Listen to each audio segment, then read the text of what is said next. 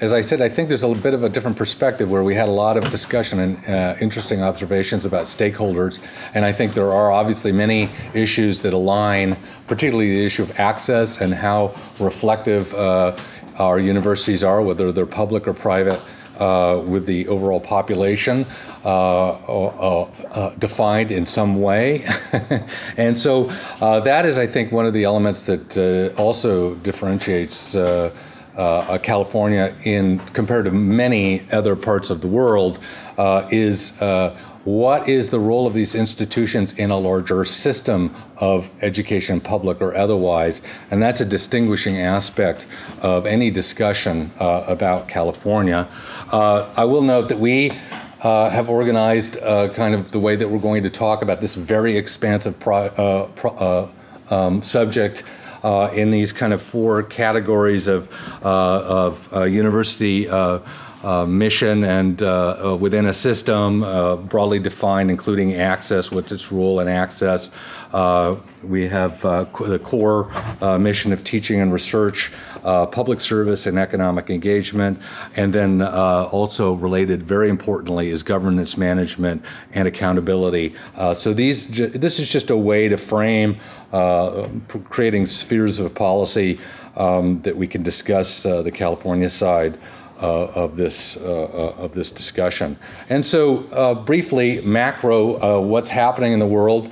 As Carolina noted, California has its story of declining public investment. These charts simply give you a sense of the change, whereas state funding was such an important core aspect of the budget for the University of California historically.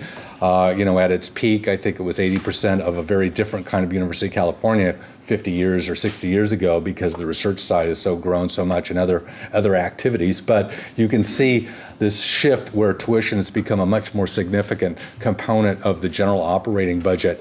And it is always important when you're talking about budgets to think of operating budget and then capital budget, because those are two different sides of a very important budget equation. So, and then you can see this rising role in terms of tuition for paying on this chart on the right side for students paying for the educational costs, but at the same time, which reflects the bottom chart, rising student to faculty ratios, there's an adjustment in that data set because they're starting to include faculty that are funded outside of state funds. That's that drop you see right there. But we're seeing that basically student faculty ratios are generally rising. That's part of the budgetary scene. And we are getting, one could say, politicians might say, more efficient because we're spending less per student.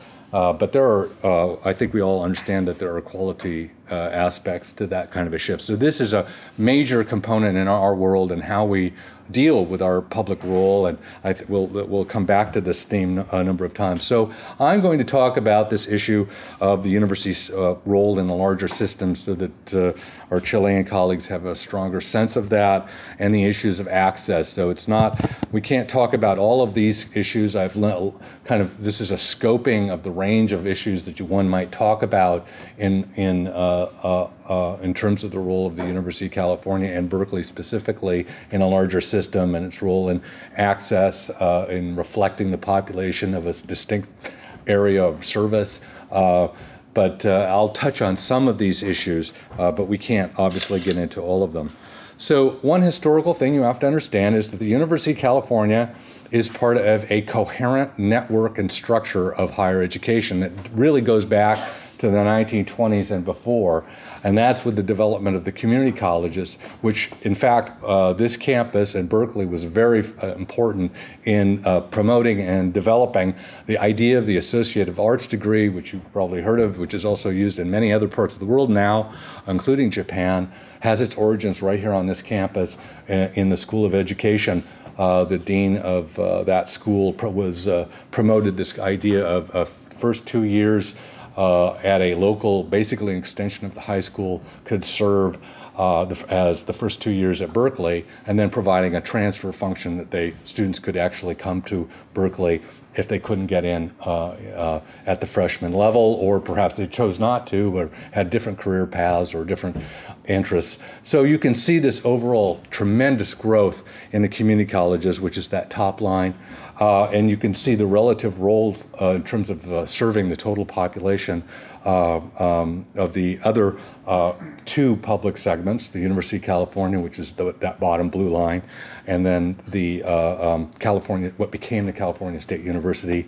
And then you can also see the significant role of private institutions, but still relatively small in terms of undergraduate education. Particularly, this is all students, but huge reliance on the public system in California and generally in Western states.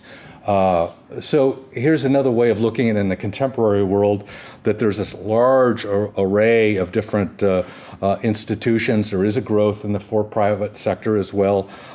This map shows the public location of institutions, which pretty much align with population centers within the state.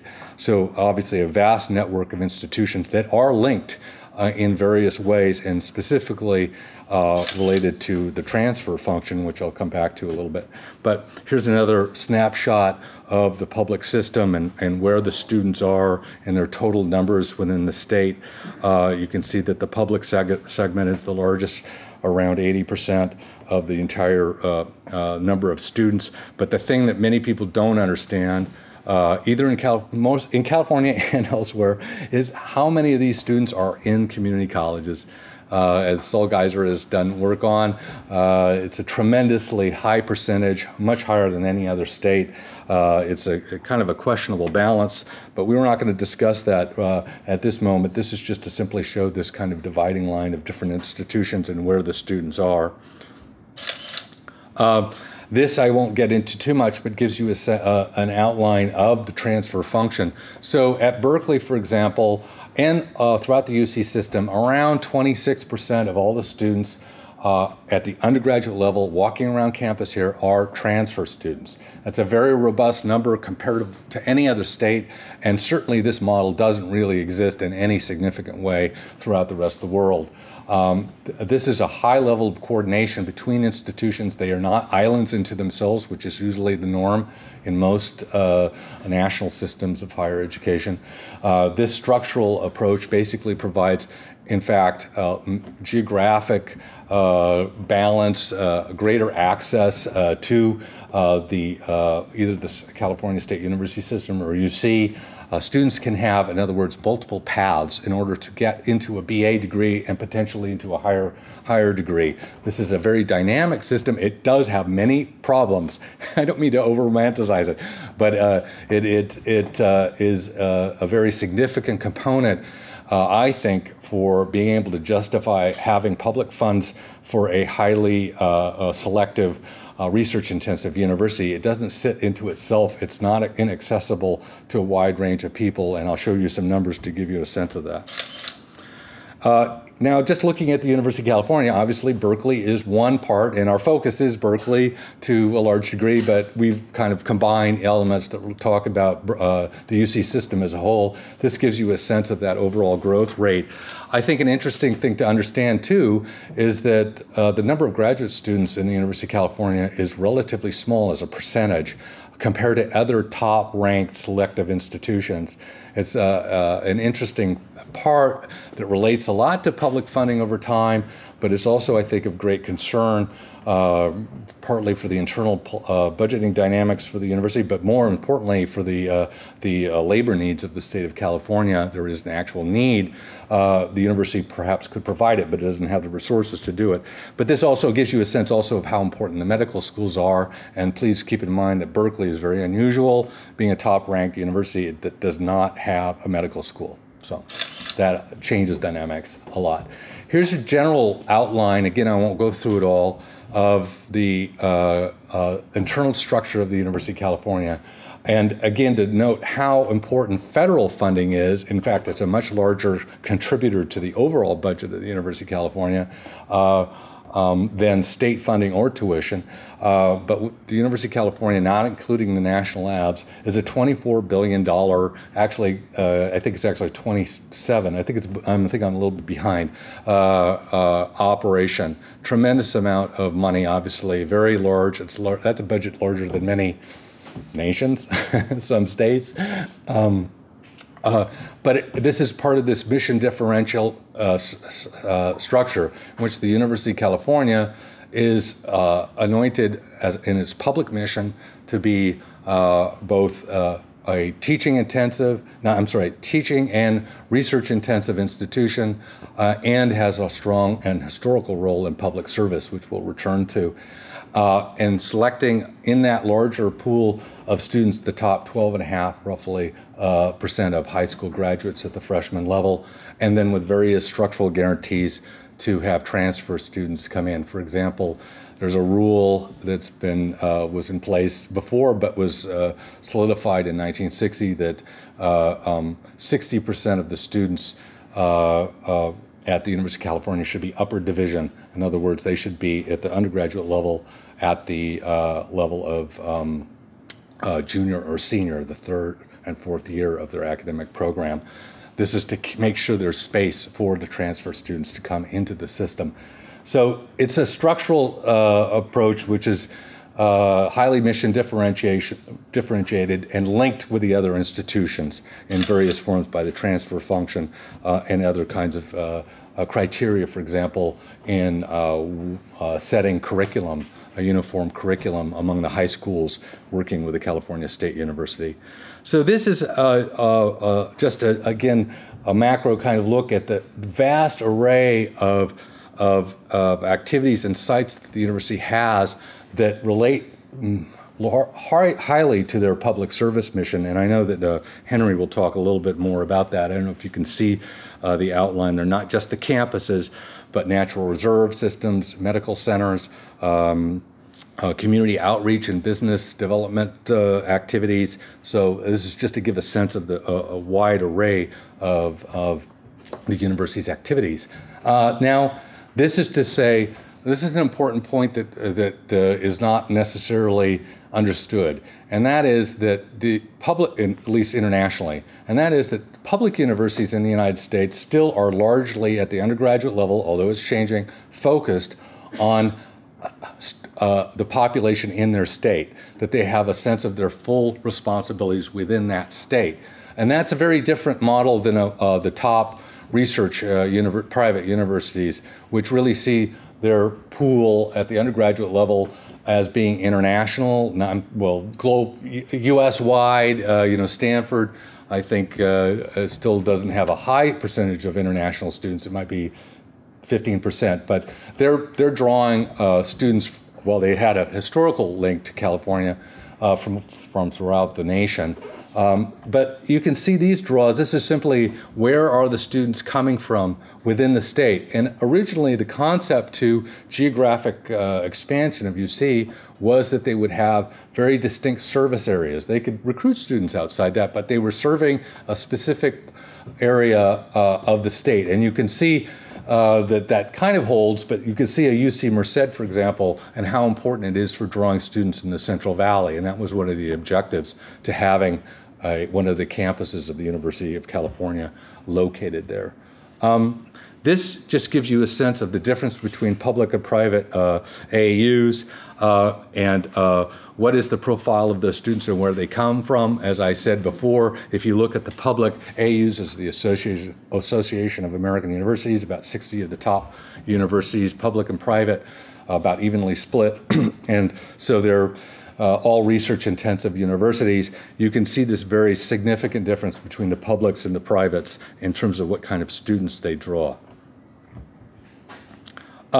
Here's an example, too, that relates to, I think, the issues that Carolina was bringing up, and that is, well, how reflective is our institutions as one of their public roles of the overall general population? And there are various ways you can slice that: race, ethnicity, income. In this particular case, we're looking at income. This is the number of Pell Grant students in a selection of various universities. And don't bother with the numbers going across the institutions. That's not relevant. What is relevant is the percentage of students that are Pell Grant, which is our low-income federal policy program for low-income students. It's a grant program.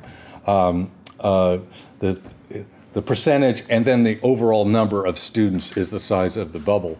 And to say it simply, the University of California, reflecting the state's population to a large degree, but also, I think, very overt, direct policies to be more inclusive, has a very high percentage of low-income students relative to the other sample group. So Berkeley alone has more low-income students, or roughly the same as all the Ivy Leagues combined, as you can see this bubble here.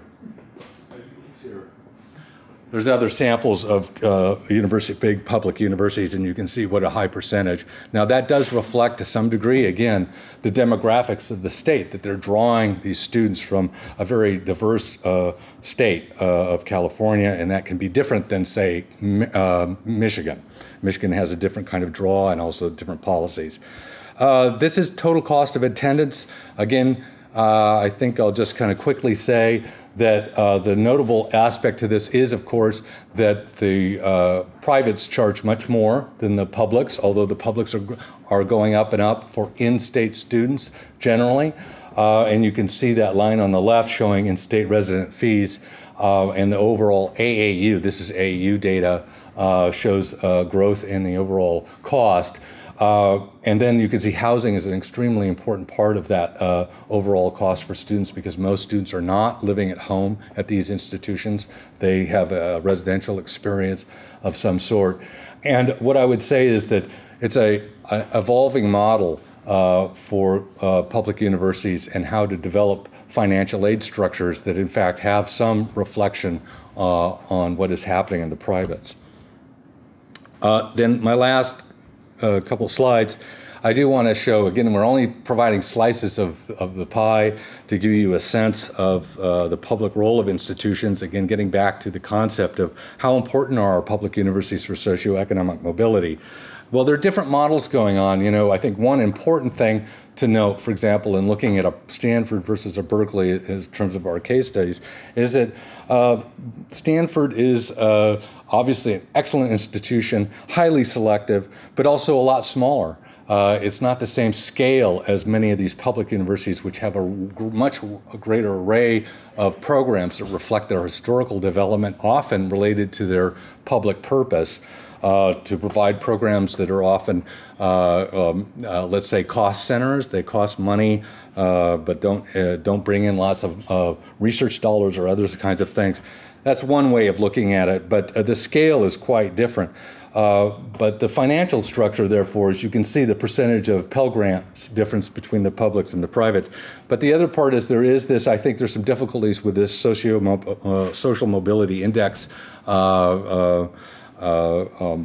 ranking that is provided. I'm forgetting who does this, but you can see that Berkeley is highly ranked, and this is looking at a variety of factors, which I do think is a little bit questionable as to how they model this, is how they related to tuition, what their ultimate salary is 5 years out. I believe it's a 5-year out study on their overall salaries. So, but you can see that at least in this particular way of looking at it, Berkeley is highly ranked in terms of socioeconomic mobility. This is only to say that, to give you a sense of the changing profile. Well, why is the profile changing? Well, there are demographic changes in California, and Berkeley and the UC system are struggling to make sure that more students from underrepresented minority groups, particularly Chicano Latinos, which are highly underrepresented in the state at the undergraduate level. But the other thing you can see that's growing so drastically, well, not drastically, but significantly, is the number of international and out-of-state students.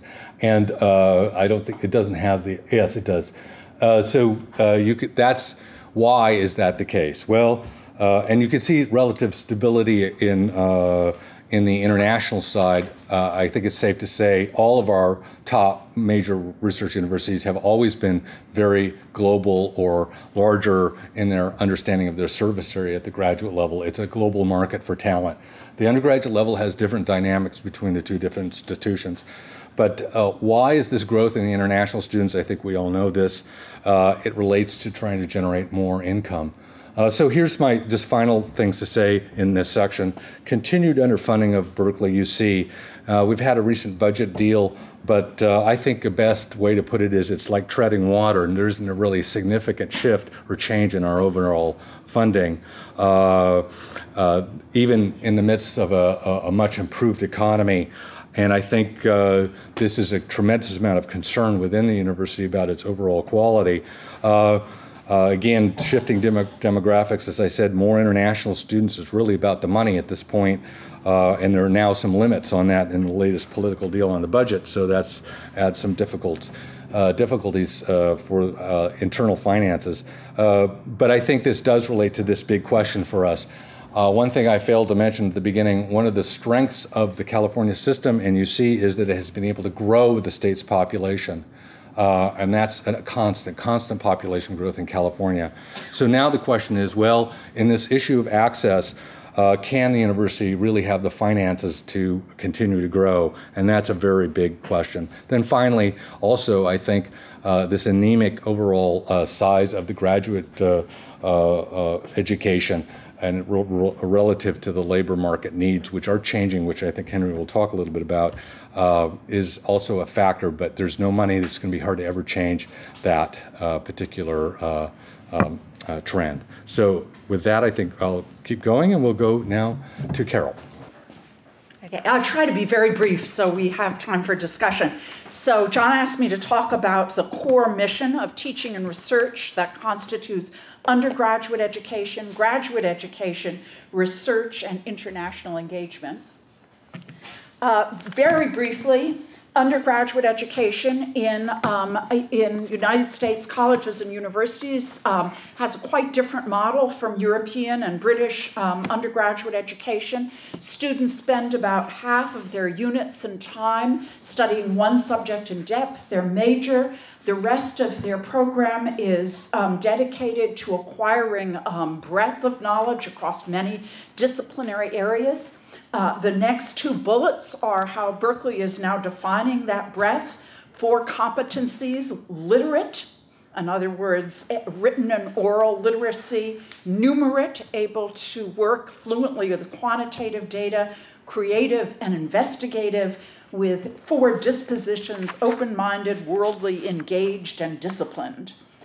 Learning outside the classroom is really important in the American model of higher education, as is, and this is an increasing tension in the United States, as I'm sure other places in the world, professional preparation. And of course, education for citizenship, which is a very important part of the public mission of the university.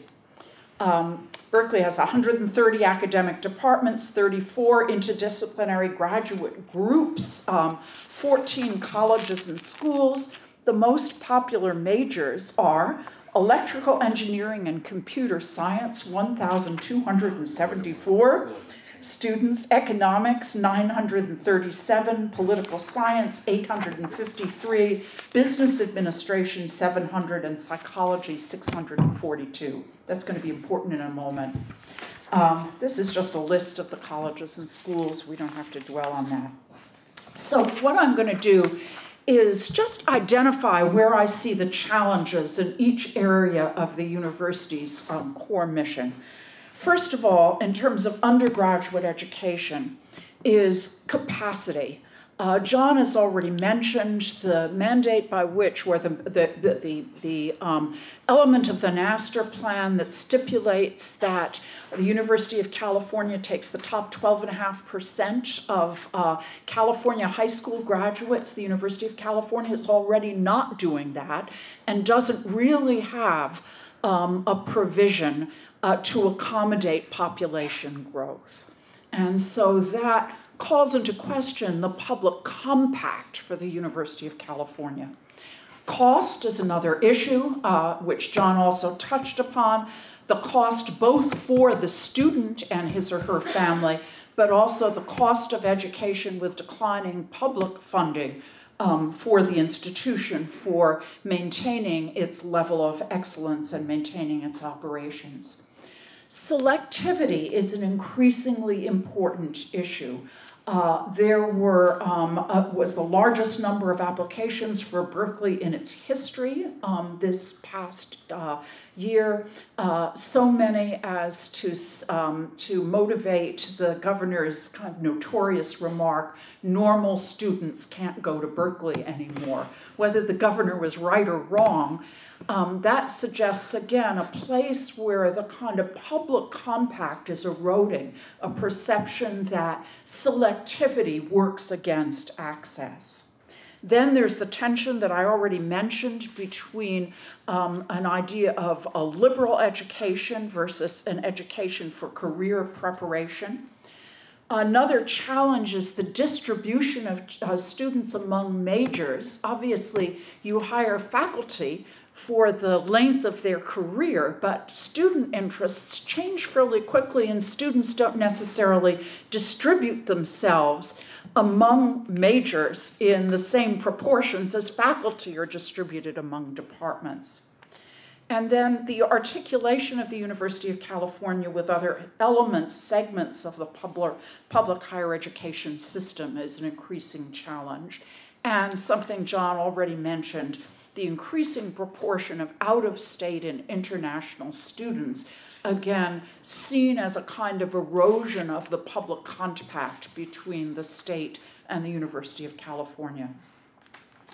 In graduate education, Berkeley offers both professional masters and doctorates. Professional masters are about a third, or doctoral students are about a third of the entering graduate students.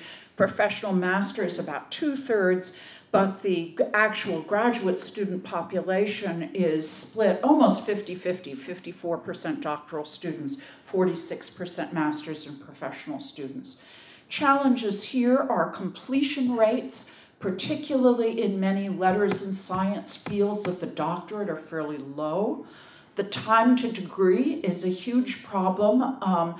University of California, Irvine made the revolutionary announcement this week that they're going to create a 5-year PhD in English. The kind of norm is about 10 years. This is, to some people's way of thinking, outrageously wrong and long, including mine. The adaptability of degree programs, graduate degree programs, to market needs.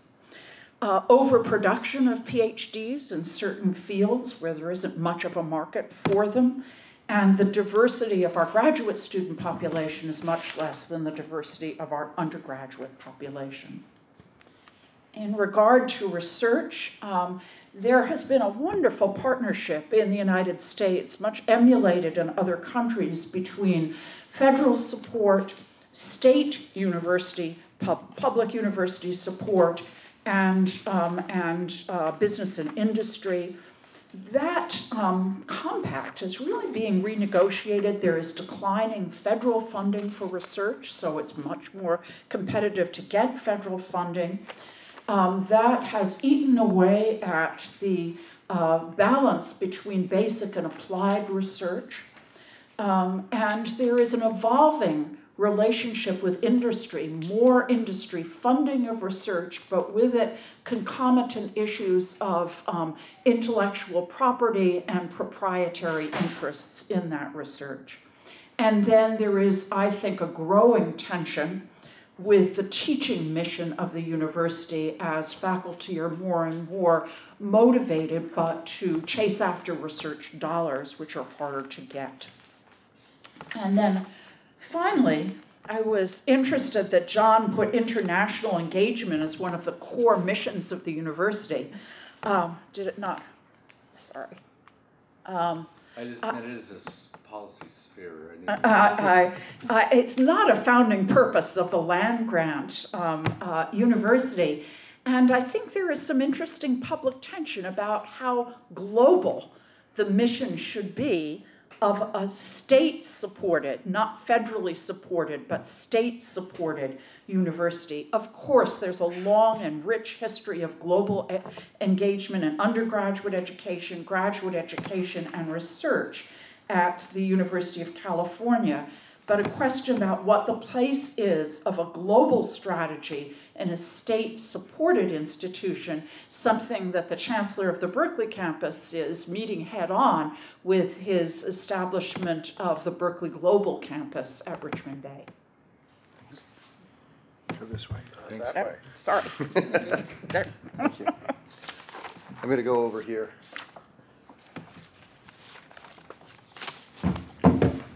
Do I just do that? Yes. Good. So I want to talk about public service and economic engagement. John has put together some great slides. They're going to sort of go by fast because I don't want to actually focus on the slides except as sort of illustrations and to give you some sense of the tremendous degree and breadth of public service and economic engagement that the University of California has. The truth is, it's actually hard to get slides that really do this adequately. So I'm going to have the slides, but I'm going to really talk more about it. First of all, let me just say something about the heritage of the university. You've already heard some of this. We are a land-grant university. In the land-grant legislation, there was a focus on providing service to the state in both agriculture and technical kinds of pursuits. So there has been in the DNA of the University of California a sense that there should be, must be, will be public service. And so that's a really important thing to know. Second of all, the access to the University of California, it's not actually something that goes back that far, and it'd be interesting to trace a little more about how this has become such an important theme in the University of California. I think it started out with the notion that we were just sort of free, basically. You didn't have to pay tuition, so that provided access sort of automatically.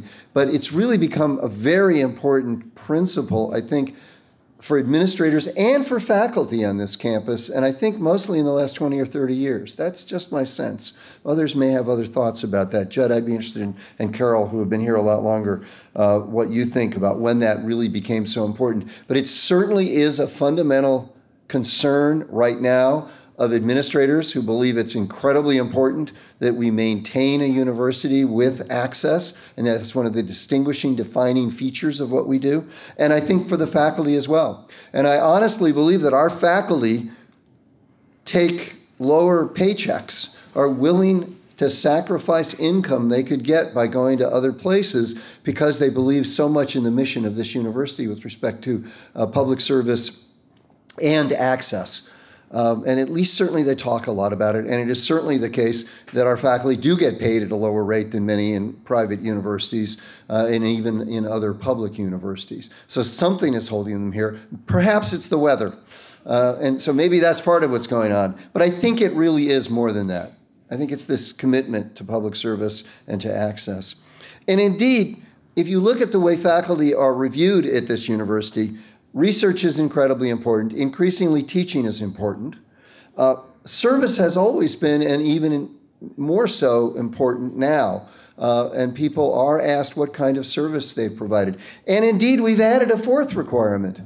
It's not quite as formal as the first three, research, teaching, and service, but we now ask people to write about their contributions to diversity and to help for marginal populations and for socioeconomic equality and things like that. So that in the cases that I write up as a dean of a public policy school for my faculty, I talk about how their research has an impact in these areas. And there's other ways they can do it other than just their research. They could try to make sure that they work with undergraduates to help underrepresented minorities in the programs in which they teach and a variety of things like that. So that's quite an important thing increasingly for our faculty, and they do get points for that. Let me just go to the first slide here to sort of say something about the wide range of public service activities. I'm going to show you some slides John put together in a minute which sort of illustrates some of these things.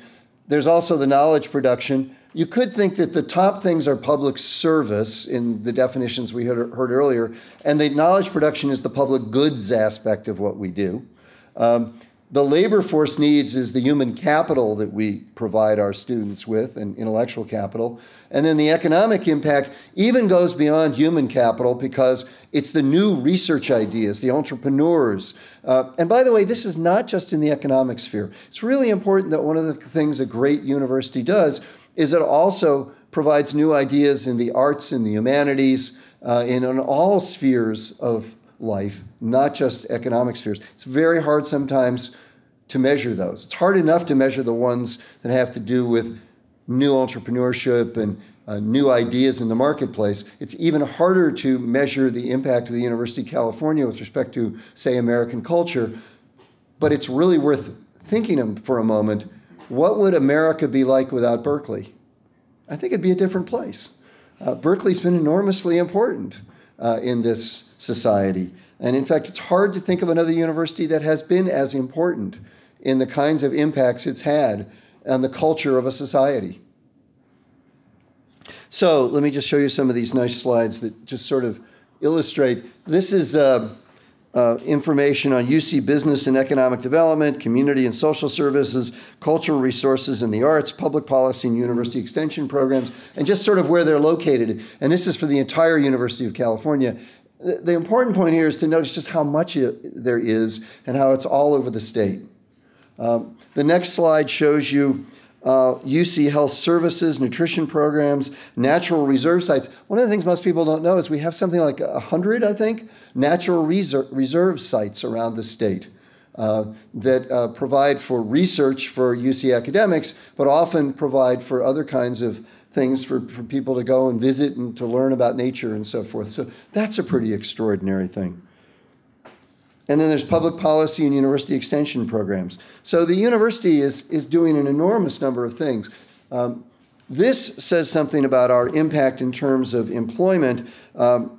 These are great charts, and if you're a data geek, you'd love to get into them, but I'm not going to get into detail about them. It tells the different industries across the bottom that people are employed in, and which of our kinds of well, actually, I'm sorry, in this one it's up and down, yeah. The other ones are across the bottom. But this is the majors in various areas and where they end up.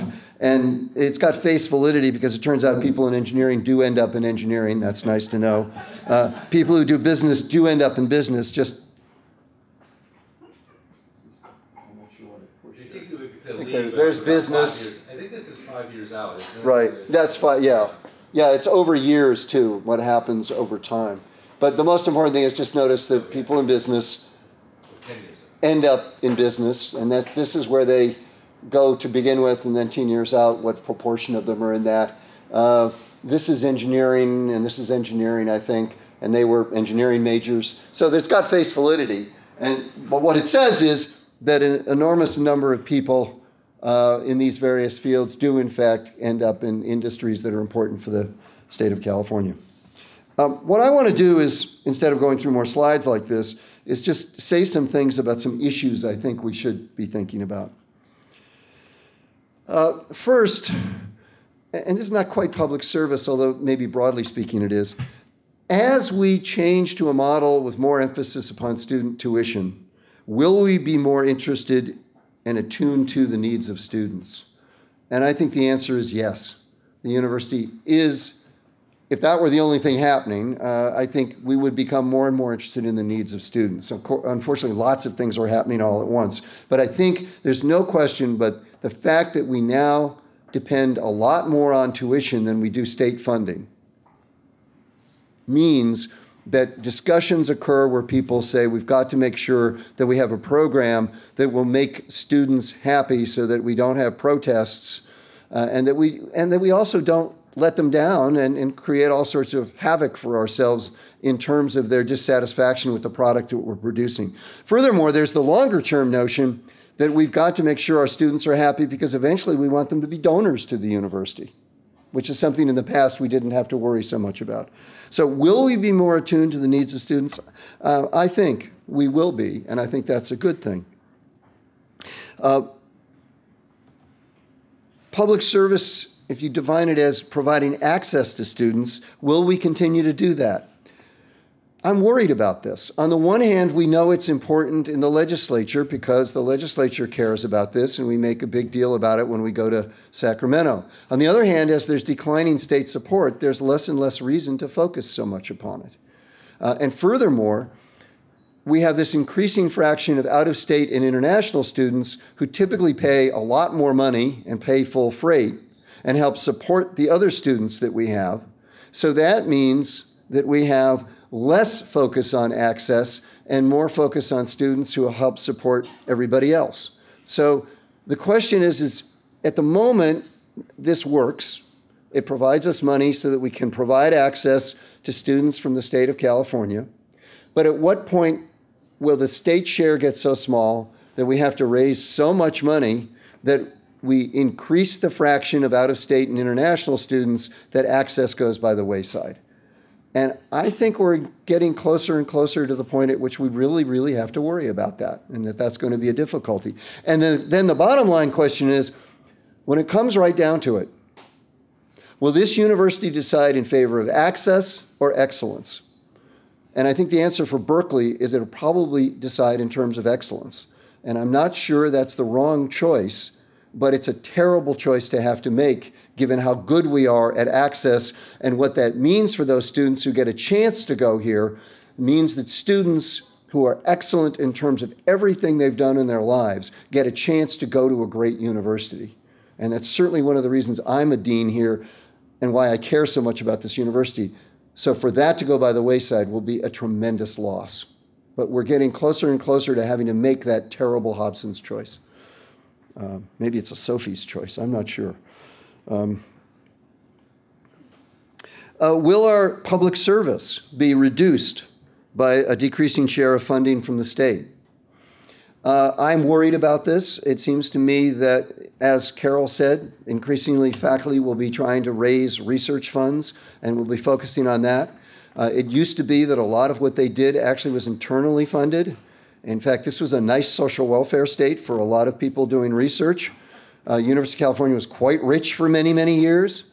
It's not so rich anymore, and therefore high-quality faculty, if they want to remain at the top of their fields, have to go out and get research dollars, and that means they're not providing public service. And I think it's one of the great things we do here at the University of California. I run a public policy school, so it's especially important to me that my faculty be out there and actually trying to change the world. That's part of our mission. Our mission is not just to have great research at the public policy school. It's also to actually change the world and to be doing public service. I actually think that's what the whole university should be doing, but it's sometimes hard. Will we be more focused on the concerns of business? I think the only possible answer is you betcha. I don't think we have any choice, but it's distressing sometimes. I know more billionaires than I ever thought I would know now. I guess that's good. I actually wish they'd give more money to the University of California, but the fact is you do, as a dean now, increasingly have the responsibility to raise money, and that means you have to interact a lot with very rich people. And very rich people are very interesting people, and they're extraordinary people in a lot of ways, but they have a set of interests that may be different than the people who are the bottom quintile in the American population. And so it's conceivable that the university will increasingly have to be concerned about their interests and their needs and less about people at the bottom of the income distribution. So that's sometimes distressing. And along with this, will we become a less a center of change and criticism of society? Will it be harder to do that? Well, the genes at Berkeley for being critics are very, very strong. And it is certainly true that there's a long tradition of wanting Berkeley to be the place that's at the forefront in terms of all sorts of change. And I think that still persists. And I think even with the donors we talk to on an everyday basis, we try to emphasize that we want to be the place that's at the forefront and not just persisting in doing the same old things. But nevertheless, as we rely more and more upon federal research dollars, as we rely more and more upon donors, And as we actually have to more and more react to students and provide them with a good experience, it may become the case that we'll be less attuned to be critics of society. And I'm not so sure that'll be a good thing, because I think one of the great things the University of California and universities in general do is they provide a place in the Habermasian kind of way where people can come and critique society. And so I think it's important to preserve that, but I think it becomes increasingly difficult with all the pressures that we have upon us. So those are some of the issues I see in terms of public service. Also, I should just say in terms of economic development, one of the things we need to do is just make the case for that, because one of the most distressing things is that I do not think that most people in California have a clue about the fact that if you take away Berkeley, not just Stanford, and it's not just Stanford that created Silicon Valley, if you take away Berkeley, Silicon Valley is much diminished. There are more engineers from Berkeley in Silicon Valley than from Stanford. Now that's partly because we're just a lot bigger program, we produce a lot more engineers, but that's the truth. So Berkeley has been very important in the development of Silicon Valley. Of course, Stanford's been extraordinarily important, but we've been extraordinarily important. And there are a lot of entrepreneurs who graduated from Berkeley. Again, because we've got such a bigger scale than Stanford, it's competitive in terms of numbers with Stanford. So we've got to make that case that, in fact, we already are actually an engine of economic development in this state, and that's one of the reasons to provide us with funding, in addition to the fact that we just educate students. Thanks. Thank you, Henry. In an effort to enable Martin to speak and to enable there to be some discussion, I'm going to go relatively fast in what I have to say here. John asked me to speak on issues of governance and accountability as they pertain to the public. So You gotta go through those. Going just keep through going. many slides so as to I get skipped. to it. I have arrived. This is a diagram that several of you have seen before, but it's an effort to portray the governance, the administrative governance of the University of California on just the academic side. The point to be made from this, points are two. One is that it's a very large system. You have an entire university and you have 10 campuses within it. That's the blue lines. The red lines show you that we have shared governance, so there's a very important role at both the university-wide level and the campus level of consultation with the faculty through their organization, the Academic Senate. There are also very important roles within the 10 campus university for what's shown in green, meetings at intervals of typically a month to 2 months, those who have like duties within the various campuses. Now,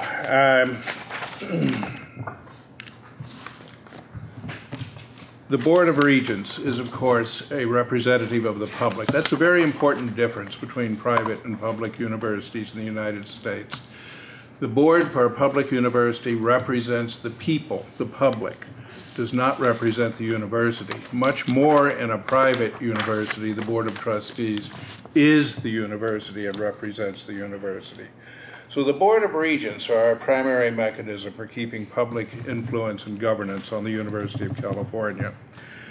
We have other mechanisms as well. There are ways in which accountability is brought in various ways. If in no other way, it is through the public access to information that makes the public universities the most fertile hunting ground for reporters of the newspapers, and so there are lots of stories. There are open meeting laws. Regents meetings are an exciting event to a visitor. It's the greatest sport you can bring them to, and what they most enjoy, of course, is the public comment period, when people get up for 3 minutes at a time and in loud voice tell the university just exactly what it should do.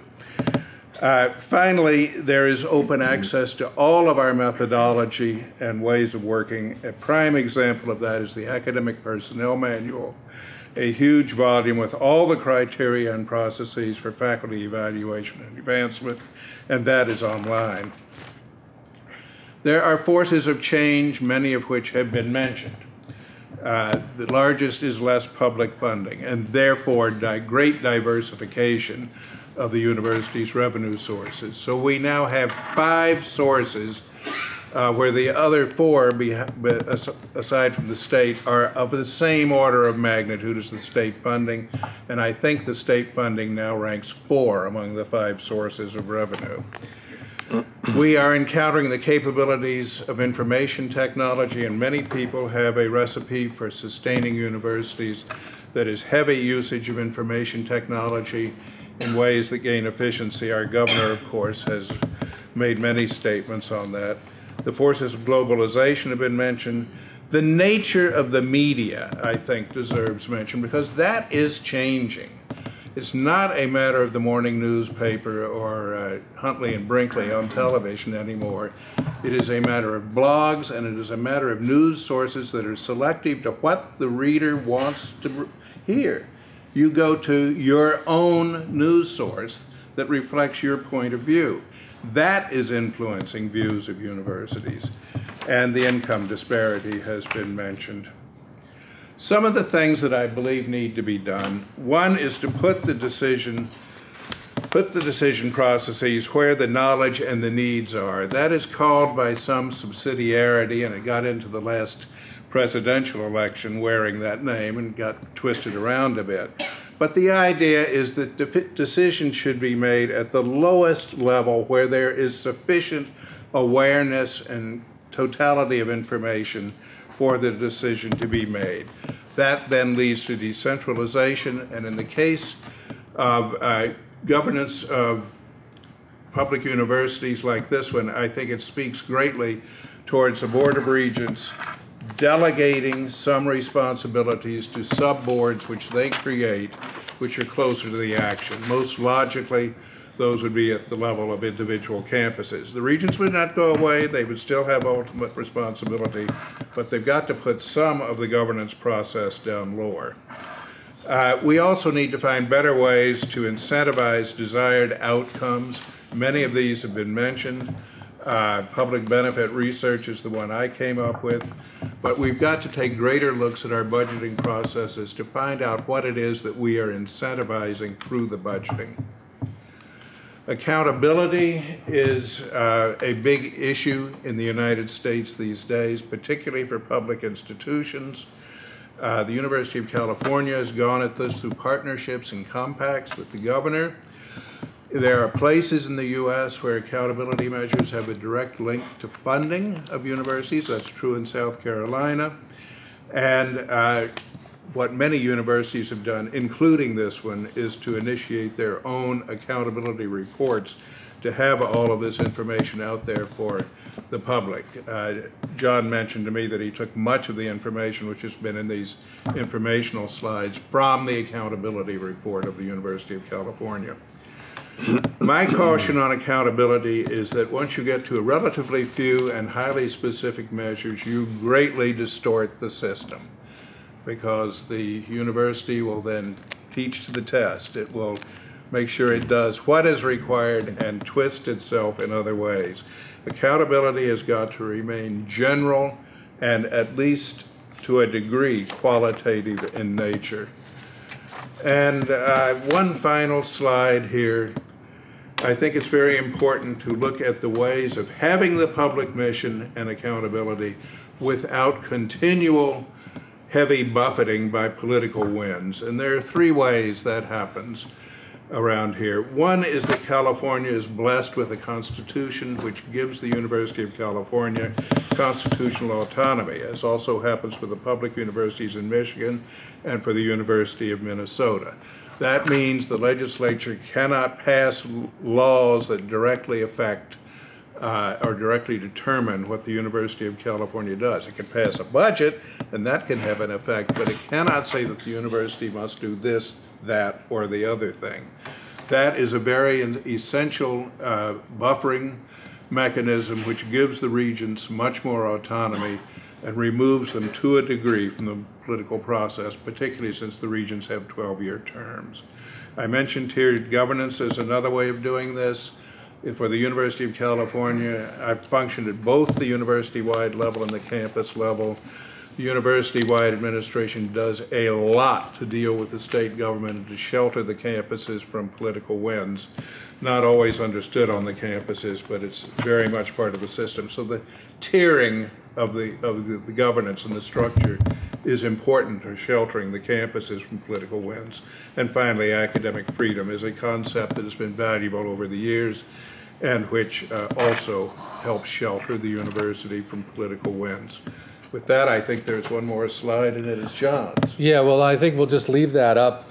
Actually, this was kind of the broader questions, and Henry noted, or actually discussed in various ways, many of them, and I think we should go to Martin and give Martin the time so he can make comments, and we might just bleed a little bit past our 5:30 in time. I presume the reception is ready to go when we want. Okay, so okay, great.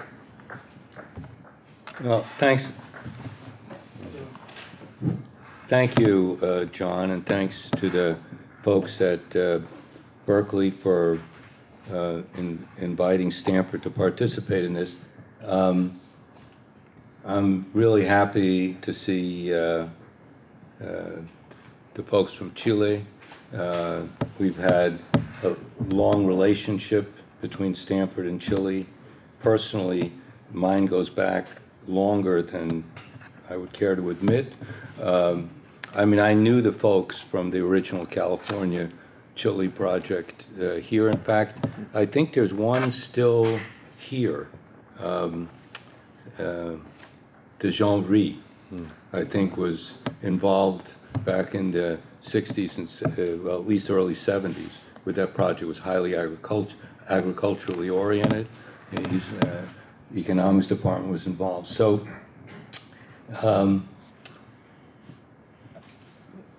I have the advantage here because this thing has been so long, you probably don't even remember what was said in the first hour. So I like to come back to that a little bit, and then I'll comment about the California system. I didn't realize until I got the slides, I don't pay attention to this stuff until the last minute usually, that what the discussion was going to be about, because I felt that I wouldn't have much to say. Unfortunately, now I have too much to say, so I'm going to try to keep it to 10 minutes, which is generally what people can listen to in one gulp. So let me talk a little about public versus private. I think it's a really important issue. I think Carolina's presentation was right on. I agree with the way she framed the topic. I'm going to remind you a little bit about those issues, and it fits very well with what the Berkeley folks have been trying to say about the role of the UC system as opposed to the role of the private universities. I agree totally with your remarks. There's no question that the public universities in California play a different role than the private universities. And I think it's really important that the public university system plays that role. So what does it mean? Why is it that a public university system, even though the funding is predominantly now not from the state, why is it different from a private university? I think it's really important to keep in mind. I mean, Católica in Chile is not the University of Chile. First of all, it's a religious institution, which nobody mentioned, and it has a religious function. There are crosses everywhere in the university. Should keep that in mind. It doesn't mean that everybody there is religious. It just means that there is this function that the University of Chile, the University of Chile is a secular institution. Many of the private universities are secular institutions in Chile, in fact, the bulk of them.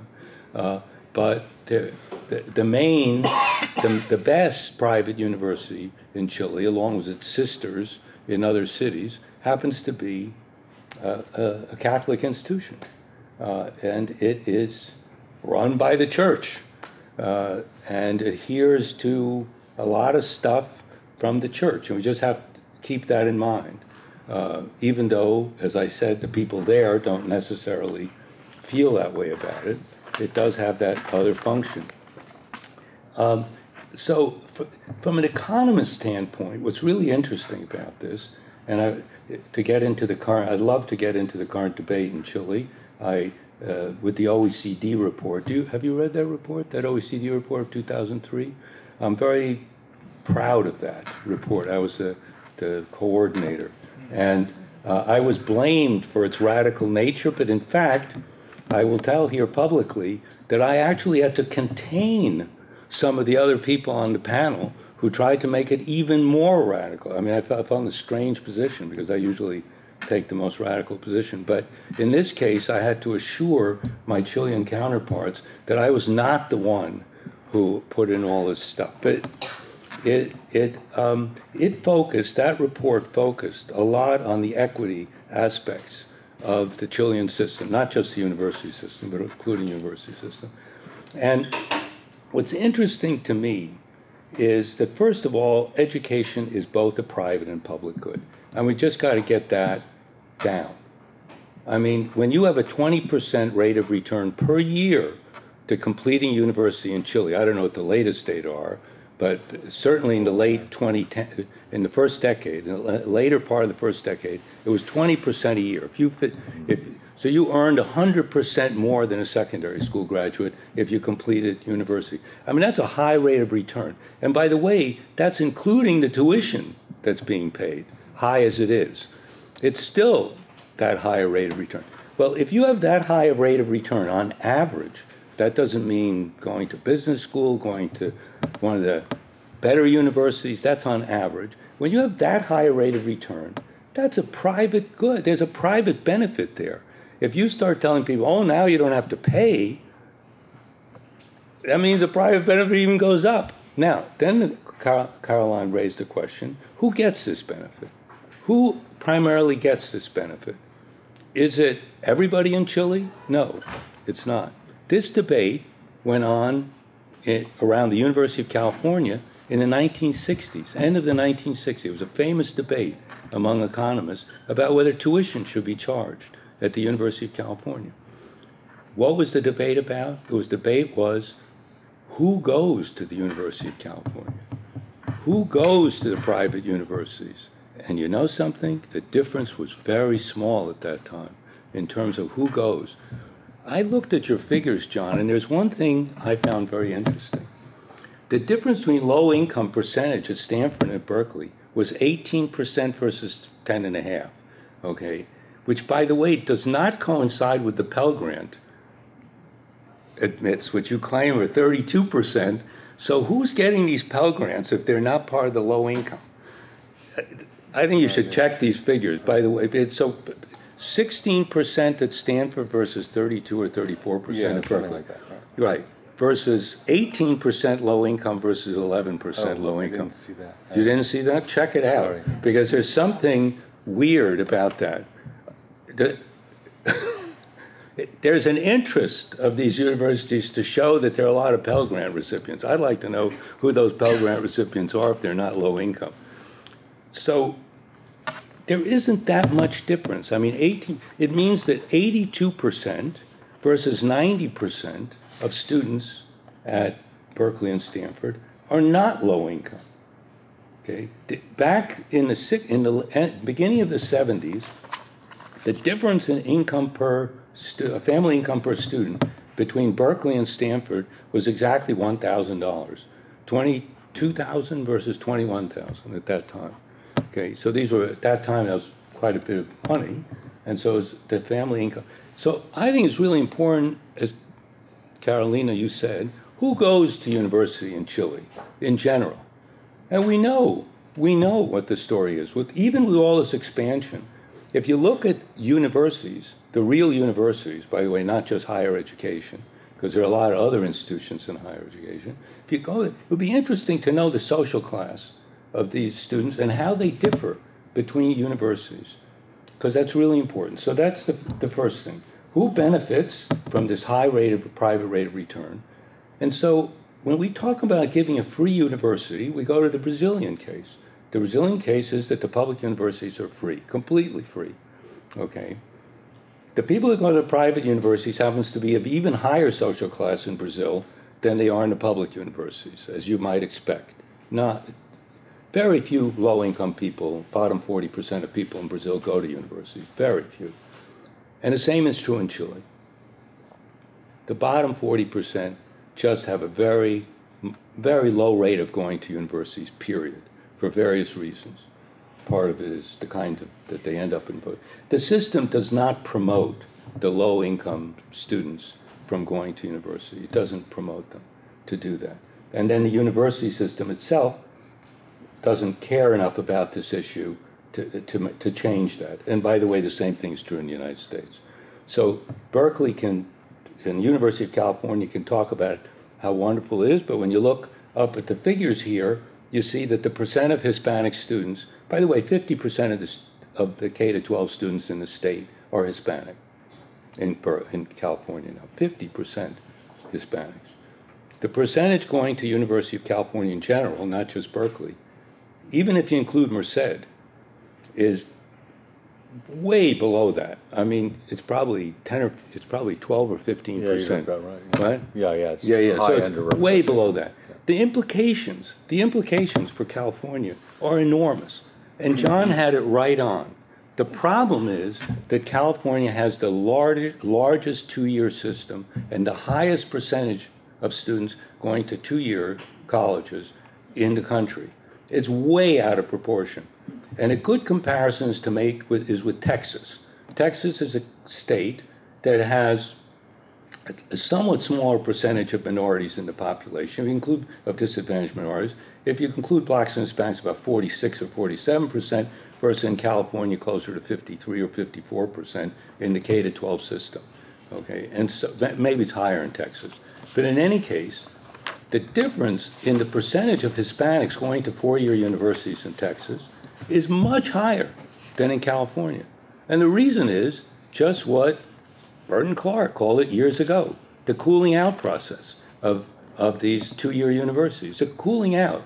It's worse than that. They put them in remedial education, and by the end of 2 years of remedial education, the last thing they want to talk about is trying to finish, if they even get through the first 2 years of remedial education.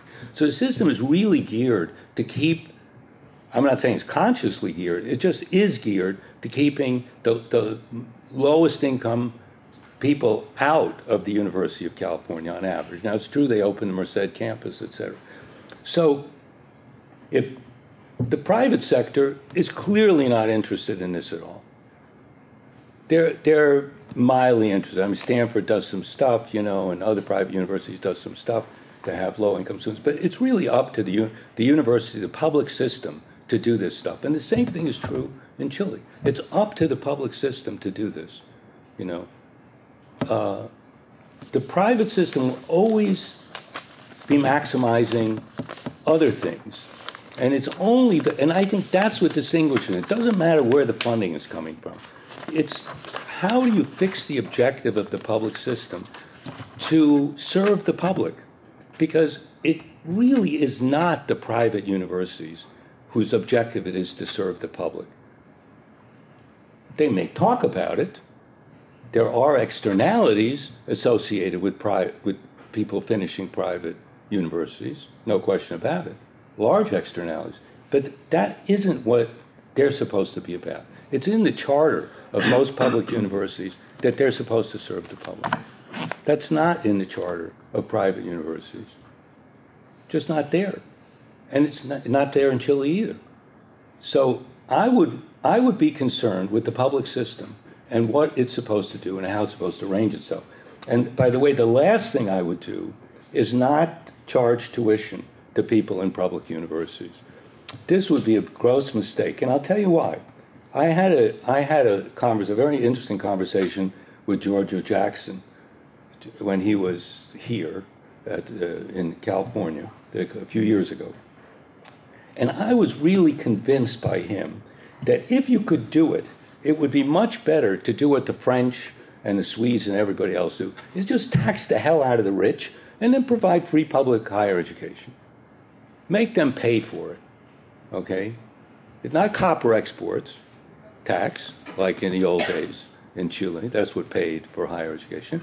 But a wealth tax plus an income tax on the rich. That's what they do in France. They collect so high taxes that the middle class and the upper middle class feel it's their right to go to university. And they're correct. They pay such high taxes that they feel they should have free university. So that's what Jackson wants. That's the objective. Here's the problem. The problem is in France you can collect those taxes. Okay? And there's a high percentage of people who actually are taxable at high rates. But that's not true in Chile. In Chile, A, you can't collect the taxes, and B, there's a relatively small fraction, even though it's the richest per capita country in Latin America, there's still a relatively small fraction of people that you can just tax the hell out of in order to collect enough money to pay for the university. So what is the alternative? There's only one alternative, and that is make university free for people that can't pay, as it is becoming anyway in Chile.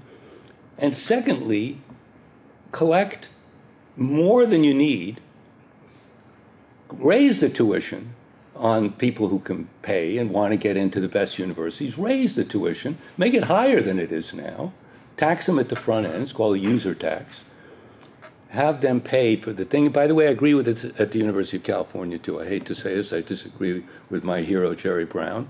I think that there are a lot of people that make it into the university, into Berkeley, that are just getting around to going to Stanford. The School of Engineering at Berkeley is loaded with people that can pay a lot more than they're paying. I'm sorry to say that. And subsidize people and to reduce the tuition on people that can't pay. You know, in other words, user tax. I, as a California taxpayer, don't want to subsidize people that earn more than I do to send their kids to the University of California. I really don't want to do that. I'm sorry. I don't care what the public good is at the end of the line. It's not my idea. It's not my idea of how education should run, particularly higher education, when the rates of return to these people are pretty high. You just showed. You ran up the table here. They earn just as much as the graduates from Stanford. Well, I think, you know, the argument is made that low tuition is in fact a subsidy to very wealthy people and their children. No, it's not entirely, but it's partially. Partially. Partially it is. And the same thing is true. The same thing is true in Chile. In Chile, the percentage is higher. But anyway, so that's that issue. Let me just make. I have very little else to say. I've already talked too long. I think you raised other issues which are really important. The social role of the university, which was so well articulated by you, Henry, the social role of the university is so important. And to tell you the truth, I don't think Stanford can stand around and make that same. Don Kennedy, a former president, used to say, do public service, et cetera. He had a real vision of our graduates doing that. But now we really are rich you. We're interested, you know, basically it's money, money, money, go out and form your own company, et cetera, and things like that. And this is a very negative thing. But so it's really up to the public university to get the whole system in order in such a way that it performs this function. And maybe if it does that, it will drag us behind them, you know, force us to be more like that. I mean, there's a lot of lip service at the university, but it's not this. And that's what I really think is so important on this public versus private. It does really make a difference whether a university is public. You just got to get off of who's funding it, you know. I mean, the funding, yeah, state funding has gone down all around the country. By the way, there's huge variation among states. I don't know if you know this, but 62% of the students in Massachusetts go to private universities. Okay, it's the highest in the country, but it's historical. It wasn't a conscious decision by the state. And in California, I think it's about 23% for four-year universities. So I think that the important thing is that we get off this idea that it's that cost sharing means privatization. It does not. I always pose this to the Brazilians. They hate me for this, and I ask them. I say, is Pemex? I'm not Pemex. It's Mexican. Petrobras. Is Petrobras a public company or a private company? And of course, they all answer, it's a public company. It's owned by the state. And I said, and there's good reason for that, right? You don't want private companies owning the natural resources, you know, it's oil, the important natural resources of the Brazilian nation. You want to have control. You want the public to control what's happening with the natural resources, okay? So I said, I asked them this. I said, when you go and buy gas, Petrobras gas, do you pay for it or is it free? Of course, you have to pay for the gas. It doesn't make it less of a public company because you have to pay for the services, okay? Now, it's clear to most people that gas is not both a public and private good, although you could argue that, you know, you may worry about the price of gas so you can get more cheaper freight transportation and things like that, so there might be externalities of that. But in education, it's clear that there's a private element to education, private element, so people should share the cost. And there's the equity element.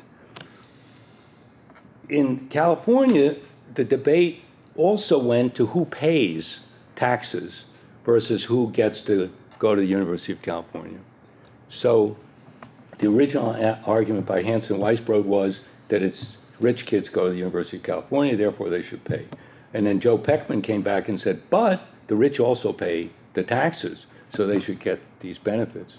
And that's if you assume that people should get equal benefits for the taxes that they pay. But most people don't agree with that. Most, of course, for the most part, the poor pay more taxes than the benefits they get, and the rich pay less taxes than the benefits they get. But in this case, you can see it quite clearly. And so it should be done in a way, and that accounting is easy to do. It just takes some data. And I'm sure Chile's loaded with data. I'm sure you have the data to calculate this. You can really figure out who pays, where they go, how much they pay, how much taxes they pay, and you can do this calculation. You can do it for Brazil too. And it ends up that the rich pay more taxes and they get the lion's share of the benefits from higher education. If you want to equalize stuff, you got to change that equation. You got to charge the rich more, and you have to, in one way or another, have them pay higher general taxes or higher user taxes, and end up subsidizing the poor to get to university, and subsidizing and increasing, as Chile is, increasing the amount of money that goes into and the amount of effort that goes into making sure that more poor kids get the kind of preparation that they can go to the best universities. We have a huge problem here in that regard, and we're not doing much about it. Thank you. Okay, thank you, Martin. So we'll just go for maybe 8 minutes here, and then there's, I know you're hungry, and you want to get up and stretch and other things, but let's just have at least a little bit more time for some discussion. Yes, Saul, and please, short questions or comments. Okay, what if the issue is not public versus private, but really it's the difference between a public university and a publicly supported research university? It seems to me that the real issue is, for both California and Chile, is the continuing role for a research university, not just a university, but a research university in the face of a broad demand for public access and lowered costs. And in a way, the public can be, the concerns of the public who see the university only as an undergraduate production BA facility can be an impediment to that end of keeping a research university. Chile, the Pinochet area, the Chicago boys, people are very ambivalent about that, but it did create a world-class research university there, probably the best in South America. Berkeley, the master plan that John talked about, created this system that, because of its articulation with all the three elements, permitted the growth of a world-class research university that was publicly supported, a unique kind of institution. So it seems there's a great parallelism between what's happening with Chile now with the demand for broad access, what happens to the public research university in those situations? Why don't we let our Chilean colleagues make a comment on that? Do you want to make a comment on Saul's? I would like to. Yes.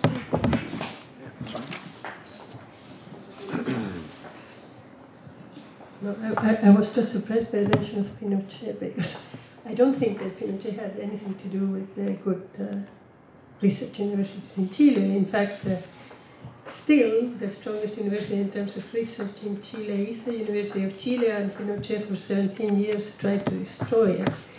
And yeah, and it's one of the real tremendous success of good academia was that it didn't let itself be destroyed by the work of the faculty, essentially, at that time, that not only had to resist the political situation, but keep working hard in the disciplines. So, and I don't think the Catholic University is the product of Pinochet either. So, in fact, Chilean academia survived with great difficulty the Pinochet time.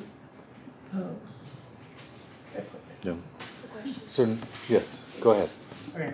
Again, wonderful presentation. And my question is, since you all mentioned that faculty and student learning experience matter a lot now, do you foresee a greater emphasis and growth of faculty development and centers for teaching and learning in higher education?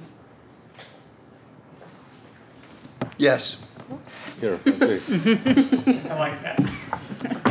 Yes, I mean, I just think yes. I think we're taking teaching much more seriously, and I think we're going to continue to do that.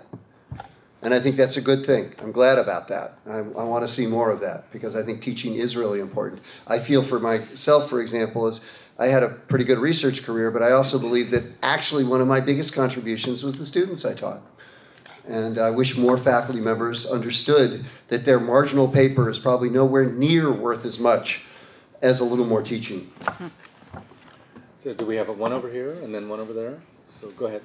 Just a question about the meaning of public, and then I get very confused about the word, because it looks like it's used to equate to the overall population. But in fact, and I think it's really what we mean by public is really the state or the government. And when we say that the regions represent the public, it's really represent the government rather than the 90% of the population. And so, and also if you look at the structure of the California system, and we see that 2.4 goes to the CUC, 2.0 goes to state, and the majority stay in a community college, whether they get an AA degree or don't, right? And it's really, I think that Henry really put a nice point in it. It's really sort of like a kind of a system that keep people from going to real university. So I'm just concerned about the public, and when we say public goods, is really serving the whole population so that we can educate everybody really equally, or we are still really selectively make the selective elite education available to the poorer population, but eventually they become social mobile and move to the latter. We still have the same system of the 10% versus 90%. So maybe over here for this, yes. Question for the Dean. You mentioned in your remarks that your endowment in the past decades has gone down. What are the top 2 reasons that it's gone down, and what do you anticipate for the future, the next 5 to 10 years with regard to the endowment creep? Are you talking to me? Because I'm not sure I said that. I thought you had mentioned that the endowment was reducing, that the amount of reserve funds was going down in your public policy area. No, I mean, my endowment's gone up because of fundraising. So my endowment's gone up. It's increasingly an important thing we have to do to raise money for the endowment so that we can sustain ourselves given the disinvestment by the state. So for example, essentially all of my staff are now funded on non-state monies. I have about 20, 25 staff, and maybe 2 or 3 of them are funded by state monies, and all the rest are funded either by students through tuition and what's called the professional degree supplemental tuition, or through endowment. the earnings from the endowment. But no, endowment's gone up. So one more question or comment? Yes. Use the mic. I am from Korea because in your presentation, there's Korean data in higher education. Korea is very typical higher education system. We are heavily dependent on private university, and about 80% in the number of student enrollment, and also in the numbers of universities are private universities, 80%. So Korea is very typical system, and also we are facing very severe financial issues in public university and also private university, like as a UC system. And private university didn't receive at all from the government for the ordinary budget. And so the public university is suffering from the government funding. So recently, the public university started to transform the governance system to a corporatized system, to have more funding outside. So in general, in Korea, the private university and the public universities' role are very convergent to each other, very convergent in recruiting students, in funding, budget, everything. For example, our university, private university, introduced 5 years ago in recruiting students from low-class income and student need-based student about every year several hundred students every year. So that's the one. And the other one, as mentioned, Carol and Henry, also you answered. In the research university, also my university, faculties enjoying their research in their offices, closing door, focusing on research. Then, in particular, undergraduate education. Nowadays, we are very weakening in undergraduate. So how can we compromise in research university to maintain excellent research quality and as well as undergraduate education? Okay, I think we need to wrap up. We're already a little bit behind schedule, and I do want to say that I thought that we had a really invigorating, broadly defined discussion of what the public role and purpose of universities are, and obviously it's a vast array, and it's something that I think we can work at to perhaps create a much stronger framework to talk about it in terms of international comparative. We see a theme over and over again, which is that the declining in public investment is somehow changing the nature of that public role. And the question is, how do universities cope with that? But there are also major traditional changes between, say, the publics and the privates, or say what we have here in California versus what I would say we see in the institutions at the University of Chile. Yes? Yeah, Henry raised a really interesting point about charging tuition. I think it's worth a discussion because he said that, if you have students paying more tuition, you're going to be more conscious of what you do with them. I have to tell you, at Stanford, we charge a lot of tuition. The master's students, most of them just pay full ride. And I have to say this, we really have to pay attention to those master's students. You cannot, I don't care how much you like research, if you don't do that, you're going to create a situation where you're not going to have them coming anymore. So you've got to do that. So there is the undergraduates idolize us, and the PhDs want to be like us, Yeah. and the master's students don't want to be either of those things. And therefore, all they want from us, I'm serious, all they want from us is a good education. Exactly.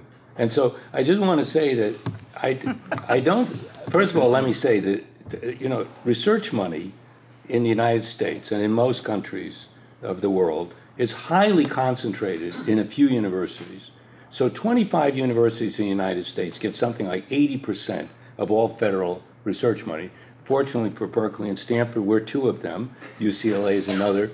But in general, the 20% is spread among a bunch of places, but the fact it's highly concentrated. The University of Washington, I was shocked to see, just a few years ago, got $1 billion in stuff from the federal government. $1 billion. I'm sure it's associated with military and stuff, but the important thing is, on the public versus private, I think you've just got to separate.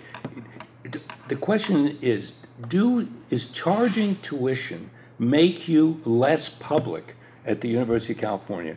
And the debate that all of you raised about whom you bring into the university to get that tuition, if you could raise tuition on in-state students, they'd scream and yell, but on the richer in-state students, you wouldn't have to take more international students. Oh, yeah, it's a real problem.